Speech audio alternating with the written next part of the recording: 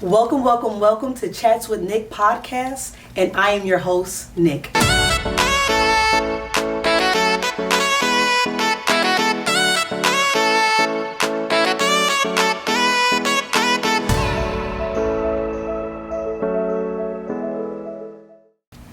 Today, we have a new guest.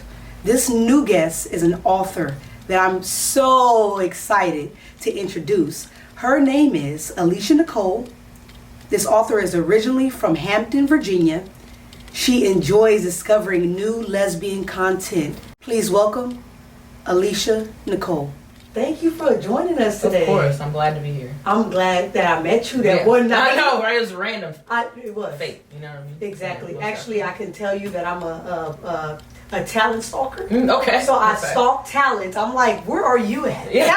Talent, ding, ding, ding, ding, ding. You're it. Yeah. And I'm so glad because I thought to myself, I was like, I would love an African American lesbian No doubt, yeah. author. Mm-hmm. You know what I'm saying? Yeah, of course. Because to be honest with you, I ain't even met one. Mm-hmm. Or even. I didn't either. Yeah. You see what I'm saying? Yeah. So that's why I thought that it was a perfect opportunity for this platform for us to, number one, Framily is an awesome book. Mm-hmm. But what is it Thank about? It's just about a group of friends that are women who love women. I say that because the majority of them are lesbian, but one is bisexual. And they prove that you don't have to be blood in order to be family. Wow. That is super awesome. Yeah, thank you. So you're more than welcome. Mm-hmm. So let's talk about lesbian. Okay. What does that mean in Framily? Lesbian and family means that they're already comfortable with their sexuality. It's not like a huge coming out reveal like you do see in a lot of lesbian or LGBTQ plus content. So they're already living their daily lives and their sexuality isn't like the main focus of the book. Okay. So is there any topics or any kind of like themes that you want us to know about? Like, why should we get Framily? What are those things? I felt it was important to hit on a couple topics that I feel like are either misrepresented or not portrayed enough in the media, which would be like stud-on-stud relationships or lesbian polyamory or bisexuality. The one that I'm interested in most, I ain't gonna lie, is lesbian polyamory. Okay. I'm like, listen, 3 plus 3 is number me. All right, pizza delivery man is Most in definitely. motion. Yep, Okay, yep. But woman. So let's get right into that while I'm sitting here talking about pizza deliveries. Cheese pizza only. No meat lovers. You know what I'm saying? Yeah, no doubt. So, what is a polyamorous relationship, first of all? It would be 3 or more people in a relationship that are in a committed relationship and they all know about one another or they're all dating one another. Like, it could be different depending on the relationship. Okay. And how does it work? Because I just want to know. Like, let's say you greedy like myself and you want both people all the time. Like, does it work like that? I would say it's different for everybody's relationship. Some you could, date one or the other, or all 3 of you together. Like, it could just be different depending on the relationship, I feel. Now, granted, I've never been in one, but I know people that have. So this is based off of other people's experiences, not my own. Oh, okay. Yeah. So what was their experience? The one couple that I do, or throuple rather, that I do know, it's, they all 3 are in a committed relationship. Yeah. And how do they function? Set boundaries, rules, and make sure everybody, communication of course is key. That's key in any relationship, but it's extremely important in a relationship where jealousy can play a huge role because there's 3 people opposed to just 2. So I like this. I want to segue just a little bit to this stud on stud. Okay. So I'm from California, from Los Angeles specifically, and one thing I kind of noticed in the atmosphere for whatever reason, it was like this stud on stud rivalry. But I was thinking, like, why should I be a part of this when I don't even know you? Yeah, exactly. I don't know what the deal is with that. Yeah. And it's like it's just like studs are like against each other. Yeah. But we haven't met. Yeah. I haven't done anything to your girl yet. Yeah. There's nothing there. It's kind of like peeing on somebody's leg and marking territory. That's what it feels like. No, like for real. Yeah, that's what it feels like. It's like that. Like, first of all, listen, I lotion these legs. You know what I'm saying? Yeah. I didn't shave them, but I lotion them. Hey, that's okay. Yeah. Okay? But I want you peeing on them. Exactly. You see? Yeah. I don't want to smell like urine. You know what I'm saying? Yeah. And it's like, how did I get urine if I don't know you yet? Yeah, exactly. You How didn't do even I shake my stink? hand and, you know, introduce yourself. Exactly. Yeah. You know what I'm saying? Before you pee on me, we got to talk. Yeah, talk Okay. a little bit. You know what I mean? Some kind of consensual going on. I'm down with, I'm open to two girls who want to cut. Yeah. Okay. Just get to know me first. Yeah. Let somebody know something real one time. It's For crazy. real. Yeah, most definitely.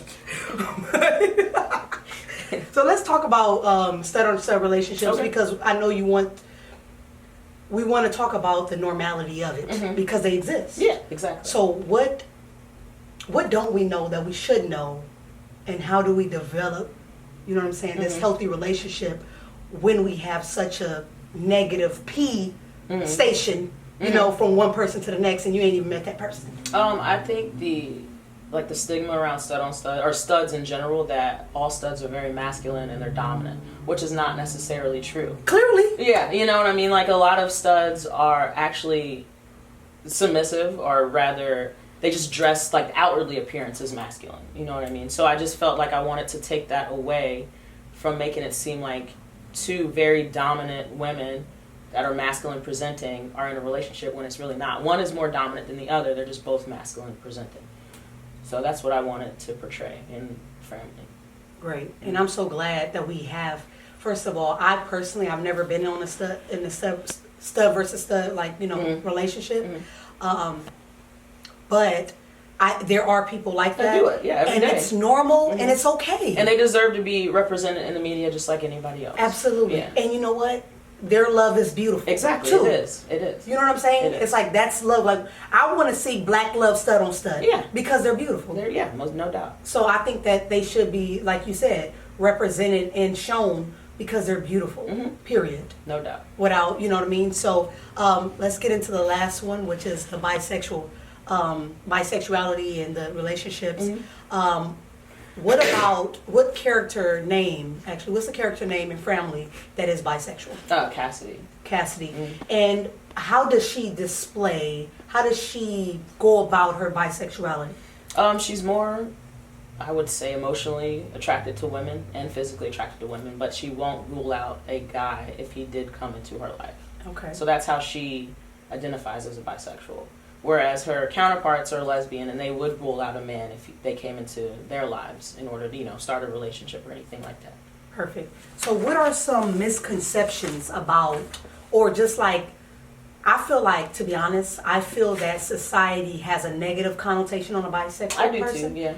And I think it's because they feel like, some people say, I don't think this, but some people say that they're greedy. Yeah. To be honest with you, we all greedy. Yeah, we all. You know what I'm saying? Because if you give me some cake, I'm gonna eat it. I'm going. You know what I mean? And I might throw some frosting on it. You know. You know what I'm saying?